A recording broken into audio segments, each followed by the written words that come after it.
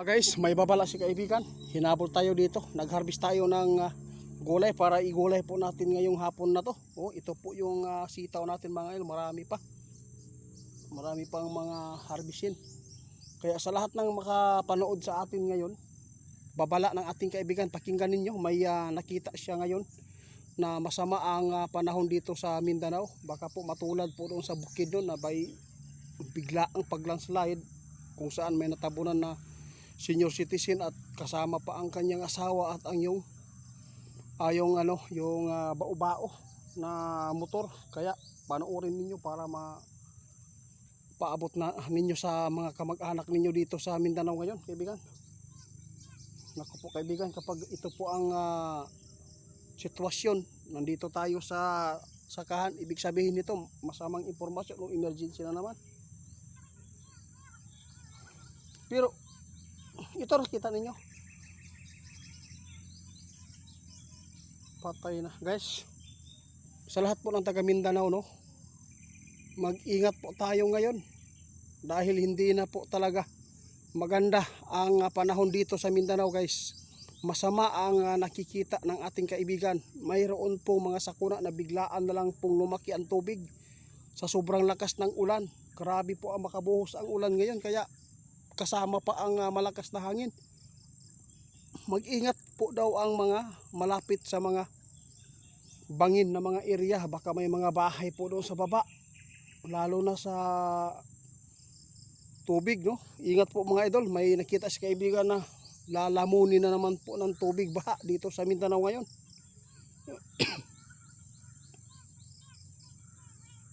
Napaka importante daw talaga mga idol na malaman at ma-share nyo ito.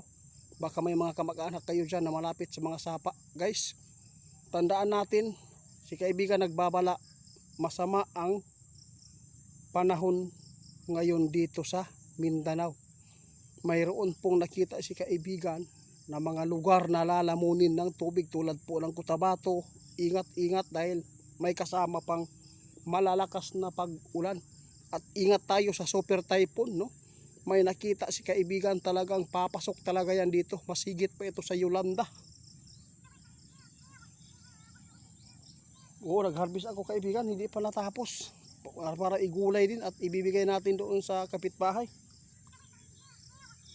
O hindi ko in-expect pa na may mga impormasyon na naman po kayo dito.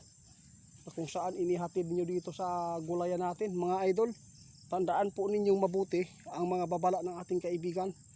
Para po ito sa Mindanao, no? May nakita ang ating kaibigan na maraming sakuna ang nakaabang na, yahak na. Sige, maraming salamat kaibigan. Kaya sa lahat ng mga makapanood sa atin taga Mindanao, Ma'am Kit, no? Ingat-ingat po kayo doon sa Maguindanao, no? Dahil may nakita si kaibigan na maraming sakuna ang nakaabang po ngayong taon na to dito sa Mindanao. Talagang naninilikado po ang mga landslide area, mining at saka yung mga malapit sa sapa. Lalo na pag naaabot, hindi lang po dito sa atin ang dapat maganda, pati po ang Cebu dahil dinadaanan din lagi ng bagyo doon at malakas na baha.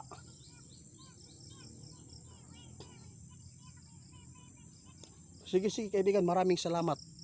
Mga idol, si kaibigan nananawagan po ngayon sa Mindanao na mag-ingat tayo sa panahon natin dahil biglaan lang po daw na maghagupit ang mga sakuna dito sa atin. Nakikita ng ating kaibigan, talagang punteriya ng kalikasan ang Mindanao. Kaya hindi po natin masabi na marami po talaga nagbabas. Kapag mayroon pong mga sakuna dito, sinasabihan po ang mga taga Mindanao na masamang tao, no? Parang perpekto naman po ang nakapag-bust sa mga lugar natin dito, di ba?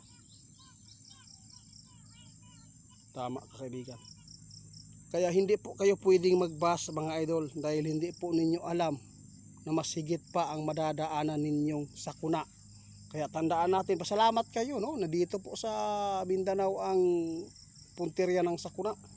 Kaya si kaibigan buti na lang lagi po nagpaalala at marami na po ang lumikas sa mga malapit sa dagat, malapit sa mga landslide area, mining area. Marami na talaga ang natulungan natin. Yun po guys, hindi tayo magpadala ha, sa galit po, sa tensyon po ngayon dito sa Pilipinas dahil sa flood control. Huwag po tayo magpadala dahil nakaabang na po ang tawa ni Satanas. Dahil kapag ang mga tao na magpadala ng tukso sa problema sa bayan, talagang isa lang ang mananaig, si Satanas. Kaya tandaan ninyo, si kaibigan lagi nagpaalala, hindi tayo pwede magpadalos-dalos ng galit. Suporta lang tayo, nasa gitna lagi, na wala tayong masasaktan. Bahala na sila kung ano po ang pag-aapi nila sa mga taong matitino.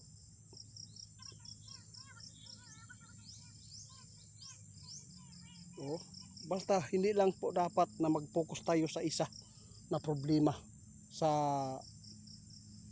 bansa natin. Kailangan maging alisto tayo sa anumang pangyayaring sakuna pa dito sa ating bansa.